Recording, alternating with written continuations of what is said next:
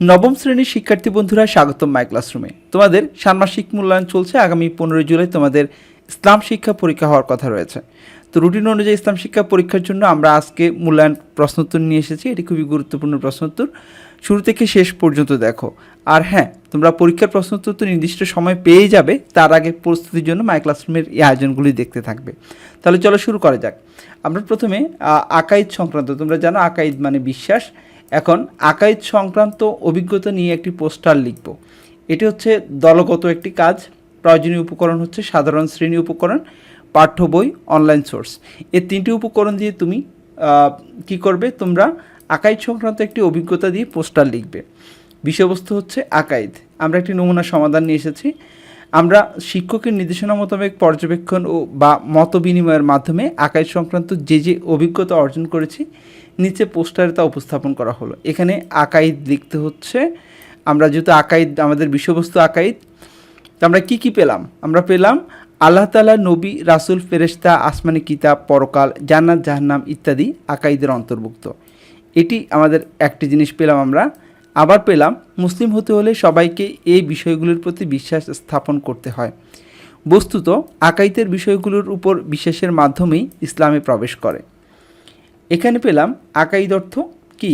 বিশ্বাসমালা। ইসলামের মৌলিক বিষয়গুলির প্রতি দৃঢ় বিশ্বাসকেই আকাইদ বলা হয়। ইসলামের বিশ্বাসগত দিকের নামই হলো আকাইদ।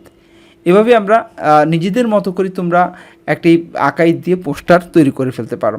তোমরা আবার নিজেদের মতো করে করো, আশা করছি তোমরা করতে পারবে। পরের যে কাজটি, এই কাজটি হচ্ছে একক কাজ। তোমার বাস্তব জীবনে আল্লাহর গুণবাচক নামসমূহ চর্চা বা অনুশীলনের জন্য 1 মাস মেয়াদী একটি প্রকল্প গ্রহণ করে তার সফল বাস্তবায়ন শেষে নির্ধারিত চক্রে প্রতিবেদন তৈরি করো।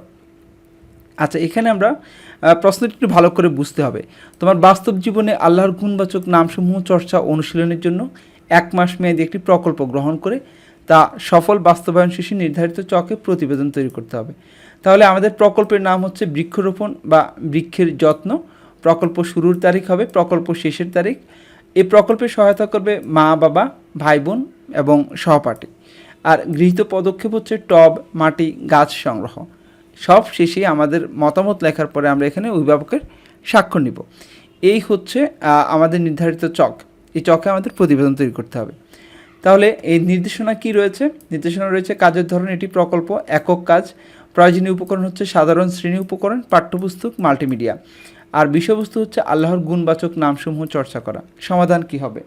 আমাদের প্রকল্পের নাম আমরা আগেই জানি, বৃক্ষরোপণ বা বৃক্ষের যত্ন। আর প্রকল্প শুরুর তারিখ 8/1/2024। প্রকল্প শেষের তারিখ হচ্ছে 7/2/2024। যেহেতু এটা 1 মাস মেয়াদি, তাই এখানে 1 মাস সময় আমরা দিয়েছি। সহায়তাকারী হচ্ছে মা, বাবা, ভাই, বোন, সহপাঠী। গৃহীত পদক্ষেপ হচ্ছে টব, মাটি, গাছ সংগ্রহ। এখন আমরা আমাদের প্রকল্প থেকে এই প্রকল্পের মাধ্যমে আমরা কি লিখব? আমাদের নির্ধারিত চকে প্রতিবেদন লিখব। এই প্রতিবেদনটি আমরা এখানে লিখলাম। আমি বাজার থেকে একটি নিম গাছ সংগ্রহ করি। নিয়মিত গাছে পানি দিয়েছি। ধীরে ধীরে গাছটি সতেজ হয়ে ওঠে। গরু, মহিষ, ছাগল, ভেড়া ও অন্যান্য তৃণভোজী প্রাণীর হাত থেকে গাছকে রক্ষা করার জন্য চারপাশ দিয়ে শক্ত করে বেড়া দিয়েছি।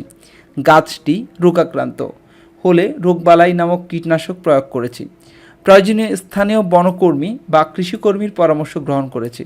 গাছটিকে আগাছামুক্ত রাখতে তার আশপাশ দিয়ে পরিষ্কার পরিচ্ছন্ন রেখেছি।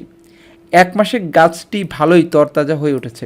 এই কাজটি আমি মহান আল্লাহু রাউফুন তথা আল্লাহ পরম স্নেহশীল, দয়ালু, সমবেদনা প্রকাশকারী এক গুণবাচক নামের চর্চার জন্য করেছি। গাছটিকে যখন আমি দেখি তখন আমার মনে খুবই প্রশান্তি কাজ করে।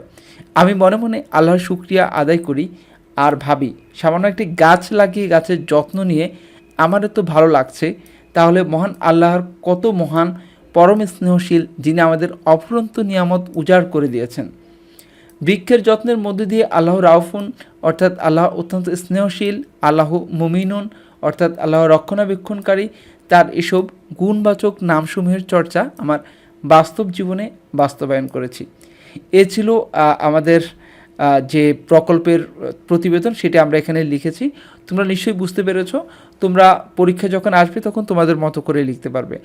তোমরা সময় নষ্ট না করে অবশ্যই পড়াশোনা করো, নির্ধারিত সময়ে তোমরা অবশ্যই প্রশ্ন উত্তর পাবে। তার জন্য পড়ালেখা বন্ধ করে দিবে বিষয়টা এমন নয়, পড়াশোনা করতে থাকো। আর মাই ক্লাসরুম চ্যানেলটি যারা এখনও সাবস্ক্রাইব করনি করে নাও, আমরা সবার আগে সব শেষ আপডেটটি দেওয়ার চেষ্টা করব। সাথে থাকো মাই ক্লাসরুমের। আল্লাহ হাফেজ।